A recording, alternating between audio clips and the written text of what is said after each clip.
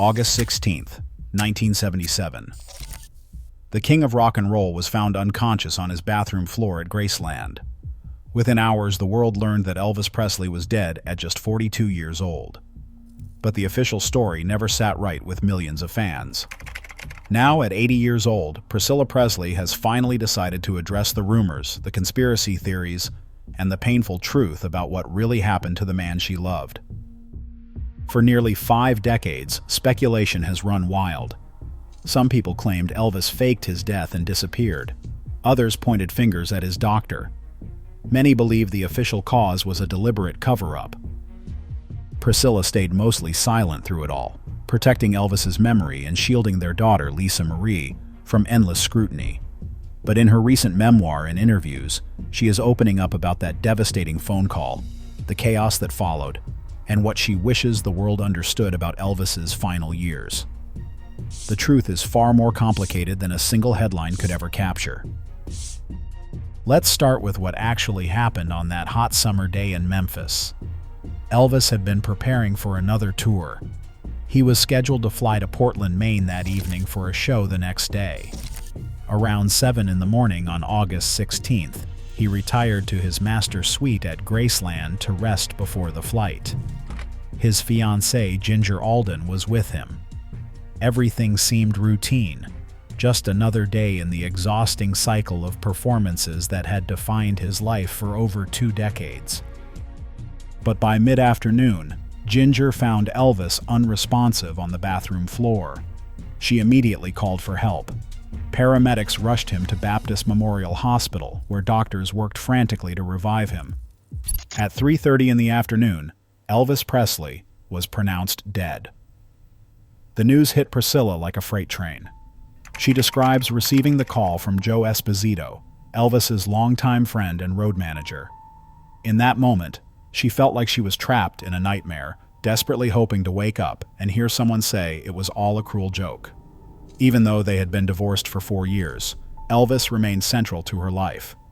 They had left the courthouse hand in hand on the day their divorce was finalized. Their bond went deeper than marriage papers.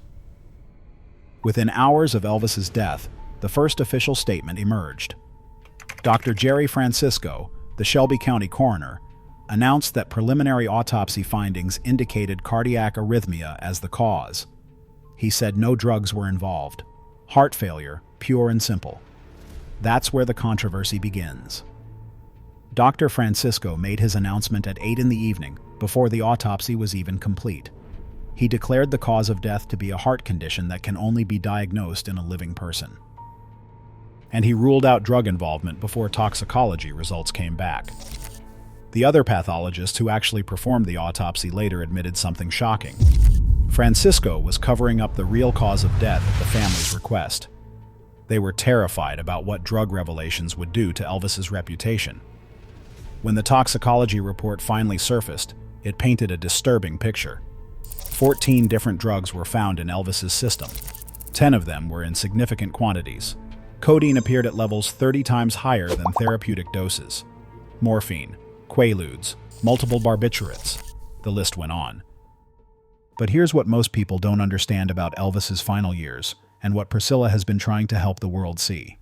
This wasn't a simple case of recreational drug abuse. Elvis was genuinely suffering from a constellation of serious medical problems that would have challenged any human being. His medical records from April 1977, just 4 months before his death, reveal the extent of his decline. Baptist Memorial Hospital documented chronic hepatitis, lung disease, glaucoma, severe hypertension, and an enlarged colon. He suffered from debilitating arthritis in his back and neck. His backup singer, Kathy Westmoreland, remembered Elvis constantly asking her to rub his legs because the pain was unbearable. He would often say, "God, I hurt all over." During his final concert tour in June 1977, witnesses described a man barely recognizable as the electrifying performer who changed music forever. In Omaha on June 19th, his voice was described as small and childlike, more talking than singing. His face was swollen and drenched in sweat. 2 days later in Rapid City, he looked slightly better, but the decline was unmistakable. Some medical experts now believe an overlooked factor played a crucial role in Elvis's deterioration. His personal physician noted that Elvis was never the same after hitting his head in 1967. Recent medical understanding reveals that repeated head trauma can trigger autoimmune inflammatory disorders that attack organs throughout the body. This could explain the cascade of seemingly unrelated health problems that plagued Elvis's final decade. Then there is the genetic component. Author Sally Hodel, who published extensive research on Elvis's health, points out something significant. 4 of Elvis's relatives died of heart or liver problems in their 40s or 50s. His mother Gladys endured a similar 4-year period of declining health before her death in 1958 at just 46 years old. Elvis watched his mother deteriorate. Now he was following the same path. Enter Dr. George Nichopoulos, known to everyone as Dr. Nick. He became Elvis's primary physician in 1970, initially treating him for back pain. But the relationship evolved into something far more troubling.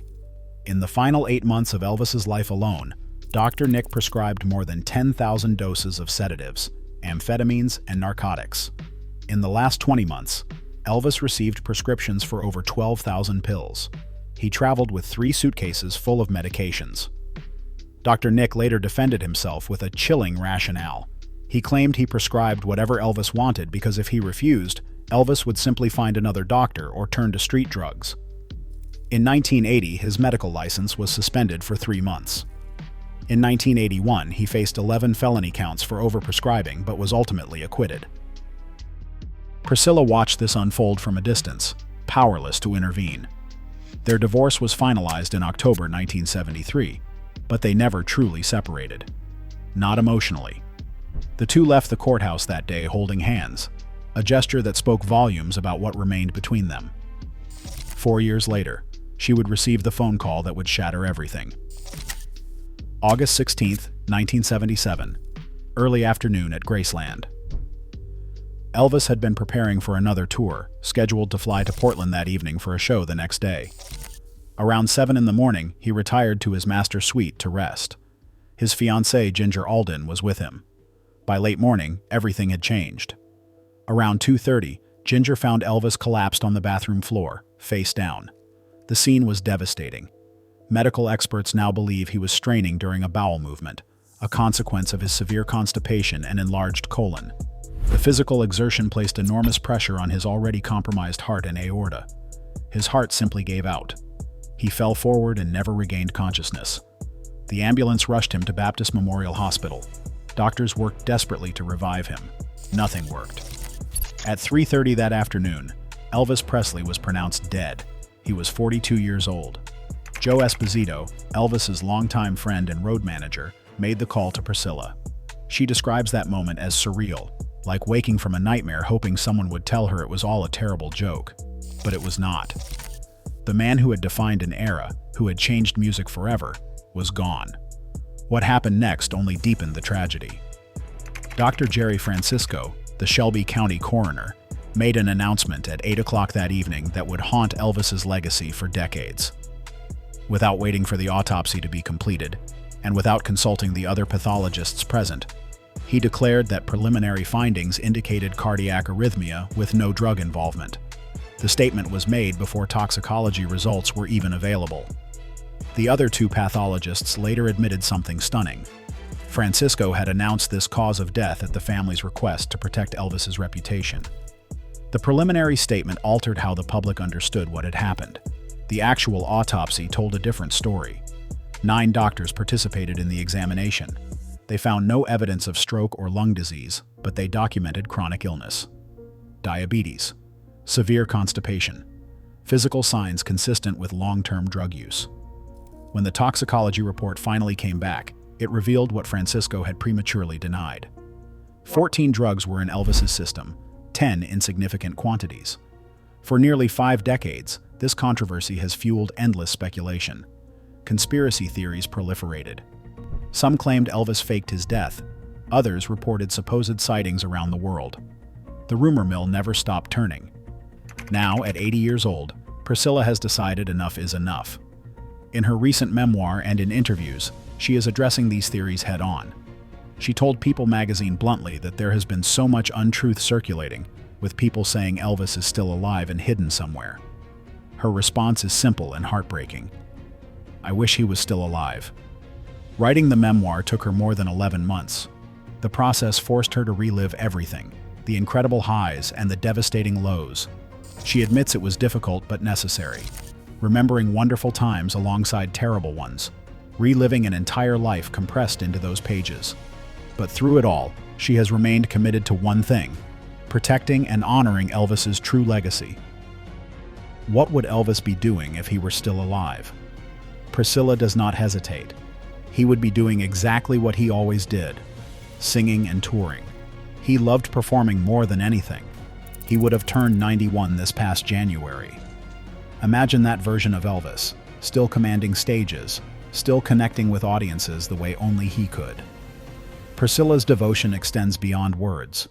She has never remarried, despite several long-term relationships over the past 50 years. Her life's work became preserving what Elvis built. As co-founder and chair of Elvis Presley Enterprises, she transformed Graceland from a financial burden into one of the most visited private homes in America. Her business acumen ensured that new generations would discover the king of rock and roll. The truth about Elvis's death is more complex than most people understand. It was not simply drug abuse. It was not just heart disease. It was a perfect storm of genetic predisposition, chronic pain, inadequate medical oversight, and a healthcare system that failed him spectacularly. His mother died at 46 from similar health problems. He watched her decline mirror what would eventually become his own fate. Medical experts who have studied his case now recognize factors that were not understood in 1977. They point to head trauma from 1967 that may have triggered autoimmune disorders, to genetic vulnerabilities he inherited, and to a cascade of health problems that fed into one another, creating a downward spiral no amount of medication could reverse. Dr. Nick's prescriptions did not help Elvis. They were hastening his demise. Yet even knowing all this, Priscilla does not focus on anger or blame. She focuses on memory, on ensuring people understand who Elvis really was beyond tabloid headlines and conspiracy theories. He was a man who loved music, who connected with people, who struggled with demons but never stopped trying to give everything he had to his craft and his fans. Her recent revelations are not about exposing secrets for shock value. They are about finally setting the record straight after decades of silence, about giving Elvis the dignity in death that the chaotic circumstances tried to steal from him, and about helping fans understand that their hero was human, vulnerable, and ultimately failed by the people who were supposed to protect him. The bathroom floor at Graceland, the frantic ambulance ride, the failed resuscitation attempts, the premature announcement covering up the truth. These details matter because they reveal systemic failures, not personal ones. Elvis did not choose to die. His body, ravaged by years of untreated pain and overprescribed medications, simply could not continue. Priscilla carries this knowledge now. She has watched conspiracy theories flourish for half a century. She has endured speculation, criticism, and endless questions about what really happened. Now, in her 9th decade, she has chosen to speak. Not for herself, but for Elvis, to ensure that history remembers the man, not just the mythology. To acknowledge the tragedy while celebrating the extraordinary life that preceded it. The king of rock and roll died on a bathroom floor in Memphis. That is the truth. But that single moment does not define Elvis Presley. What defines him is the music that still plays, the performances that still inspire, the cultural revolution he sparked, and the love of a woman who, despite divorce, despite decades apart, despite everything, never stopped fighting to protect his memory. Priscilla Presley spent decades carrying the weight of that August afternoon. The phone call from Joe Esposito, the disbelief, the funeral watched by millions. Through it all, she chose silence over spectacle, protecting Elvis's legacy even when the world demanded answers. Now, at 80, she has finally shared what she needed to say. Not to settle scores or chase headlines, but to give Elvis what he deserved from the beginning. The truth. Her message is clear. Elvis was human. He suffered. He was failed by a system that should have saved him. But his music, his spirit, his impact on culture, those things remain untouchable. The conspiracy theories can fade now. The king did not fake his death or hide away. He simply ran out of time, his body broken by pain and pills, and a heart that finally could not take anymore. What remains is the legacy. Priscilla has spent half a century protecting, and that legacy will outlive every rumor, every question, every doubt. Elvis Presley changed the world. That is what matters now.